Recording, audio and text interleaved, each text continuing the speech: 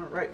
So, my name's Zane Stobie. I am a PIA here at the university, Peer Involvement Advisor. And with me I have...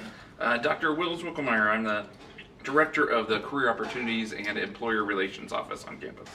All right. So, tell us a little bit about yourself today and kind of what you're making once you're done. Yeah, cool. I'm not sure, but it's going to be a plane vehicle of some kind. Oh, you're kind of stealing my idea. I know. Ugh. So I am the director of the career office here on campus. Career Opportunities and Employer Relations is kind of one office that houses two departments. So the career opportunity side, we prepare students for resume reviews, salary negotiations, practice interviews, all the tools that you need to kind of sell yourself to be awesome. Right. And then the other side of the house that a lot of people don't know a lot about is the employer relations side, where we sink a significant amount of resource in making sure employers know you exist. We're kind of landlocked here in middle Missouri, Right. and so it doesn't do you a whole lot of good if you're one, super smart, which you guys are, and two, able to sell yourself, which you guys can, if nobody's here to buy the product, right? Right. And so we right. spend a lot of time doing that. So we've got a career fair coming up. I'm happy to tell you about some of that, but you should know that I just, before I came over here, found out that it's going to be another record-breaking career fair. Really? That's so exciting. It's crazy. How many employers are we thinking are going to be at this career fair, and what can we expect going forward? Yeah, so typically at a spring career fair, we will see around 250 employers. I think a record was 266. Ooh. As of this morning, I think we have 271 companies. So, despite the pandemic, S&T students still remain highly marketable. They want you. So that's pretty awesome. Yeah. And we're excited about that. It is going to be held in two ways. We're going to do it in virtual and in person. The virtual day will be on the 15th of February, so in a couple of weeks on a Tuesday, and the in-person portion will be on the next day on the 16th, and of course then we'll have a bunch of on-campus interviews the day after that. Students that want to do the virtual fair, they need to start signing up for those time slots on February 8th at 6 p.m.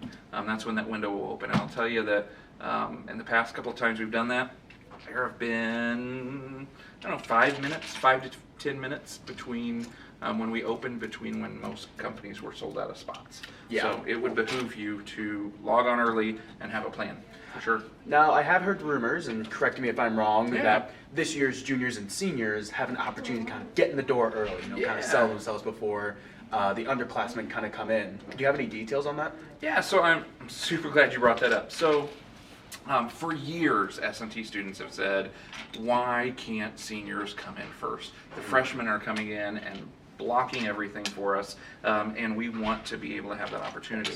And the reality is that, the freshmen weren't really doing that, but I could see their point. The reason we never really did seniors first is because at least half of the companies are there to hire interns and co-ops, not Right. full-time. And so they're not interested in seniors that are getting ready to graduate. They're interested in juniors and sometimes sophomores. So this year we decided to kind of split the middle and make it so that juniors, seniors, alums, graduate students could come in for that first hour from 9 to 10. And then everybody else will be allowed in after that. And of course, juniors and seniors can stick around the rest of the day as well. Awesome. That's really good to hear. Now, with me being a business student, you have all these employers wanting your engineers. What about our CASB students? How are their opportunities with this career fair, as well as any going in the future? Yeah, great question. So I am a music major, was my bachelor's degree, and then I'm an educator. My master's and my doctorate are both in education, and so I'm not an engineer. And so they hired me at a STEM university to run the career center for a STEM university where we have a lot of majors that aren't STEM, which I think was a smart move, because getting engineers jobs is like shooting fish in a barrel. There are a lot of jobs out there.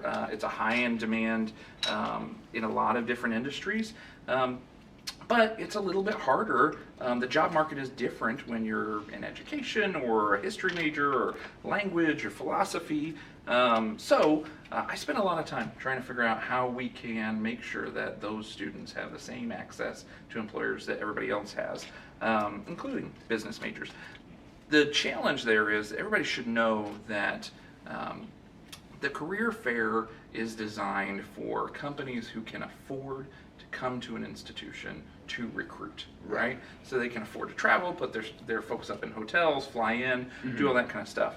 Not every industry, including things like the education industry, can afford to do that. And so they recruit in different ways. So we have resources on our websites for, if you're a business major and you see only 30 or 40 of the companies that are hiring at the S&T Career Fair are there for business majors. It's a little bit of a fallacy because the reality is every company needs business majors, right? It just so happens that those companies are only recruiting for that major at that moment. Right. So it's still a great idea to go in, shake a hand, pass your resume, Make hey, those I applied. connections. Yeah. Right. Yeah. Could you pass this to your HR managers and so they could distribute it amongst the company? So it's really just a big networking event. But then there's also a lot of other resources like Handshake, and there's industry web pages that we can point you to that have job postings. Yeah, I know. I went into COER one time. They showed me how to build my LinkedIn profile super successfully. How to kind of write your little intro, where to post your resume, how to make those connections, kind of figure out, okay, this person is trying to headhunt you, or don't worry about like XYZ resources. So it's a really cool opportunity. Yeah, for sure. I'll also say that we encourage, especially those that are getting ready to get full-time jobs from this fair, don't take a job offer without coming to the COER to talk about it. Most of our students should be able to negotiate salary for full-time offers. So let's say that you got a full-time offer from Boeing. Sure. You could come into our office and I could say, oh, you're an electrical engineer who's gotten an offer to work as this job title in this region for this company, Boeing.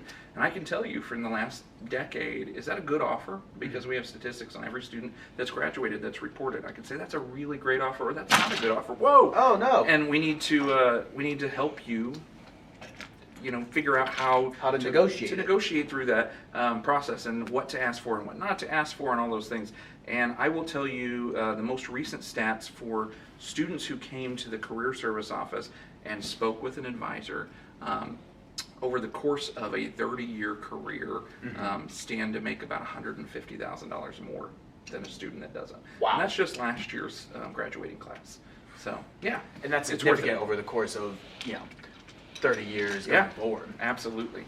So, a lot of people going into their first times, especially with me, wasn't really sure how to dress. How am I looking today? You are looking sharp. So. Oh, fantastic. Yep, everything's well fit. You got a dark suit, which is really important. Now, so that question comes up often of, will I be able to get into the career fair? Why is it professional dress? And there's a lot of answers I can give you, but one, you really just need to look the part. You need to look professional. Just because one company may be in a polo and not care doesn't mean the other 50 that are there recruiting you that day might not have a preference for that. But we also realize that not everybody can afford to go out and get a nice suit. The JCPenney, or go back to St. Louis, get a custom tailored suit, because that's expensive. Exactly, and even the JCPenney suit up event that gives you a discount, that can't always make ends meet. So we do have the suit closet at the COER, third floor of Norwood Hall, and any student can go in there and just take a suit. And that's women's, men's, masculine, feminine. We've got some ties, we've got some shoes, and if we don't have anything in there, we try to make it work that we find something for you. Oh, that's fantastic. Yeah. Awesome. And then, you have the suit jackets, do they have the pants as well? Yeah, or, you the bet. The full outfit? The full thing, and then it is yours to keep. We have a lot of students that use them, and then when they graduate, they return them. You certainly don't have to. And then anybody who are alums, certainly graduating seniors, we love when you donate your stuff before you leave the institution, so other young folks can have the opportunity to dress nice for the career fair. Awesome. That's really good to hear. Now, I gotten a lot of my information out, so let's ask a little fun question to kind of end it off. Where is your favorite restaurant here in Rolla? Oh, goodness. And I'm going to judge you for this, though. Yeah. Nothing personal. I've been such a fan of the locker room when it was up on, Pine Street upstairs, and now they've moved over maybe by TJ? Yeah, it's where the Yeah, it's in between TJ and I believe the RC buildings. Yeah. There's just something about a college sports bar Mhm. that's not overdoing it, with reasonable prices. I like a good burger. Yeah. So, yeah. For me, it has to be Colton Steakhouse because, All right. you could buy the individual rolls as well as Lee's. And sometimes I'll just get 100 of them, bring them to a party, get a little sick off eating them, but it's always a good time when I can. Awesome. Let's see how your creation is. All right. What do you think? It's I don't pretty. know. It looks pretty tall. You think it can fly? No, definitely not. Ah, What do you well, got? Mine looks like a kind of space shuttle. It can Yeah. go really fast. Might have to ask some of my aerospace friends to figure out the aerodynamics of it. But I like the picket finch. That's a nice. thank you. It's a safety measure. Making sure that the passengers stay safe inside this area. I'll have a chair. Awesome. This is a chair right there. That's your little chair. Well, thank you so much Cool. for visiting. Thank you. Hopefully, we'll see you there at the career fair. We're excited to see how it goes this year. Yeah, this was fun. Thanks. Yeah, absolutely.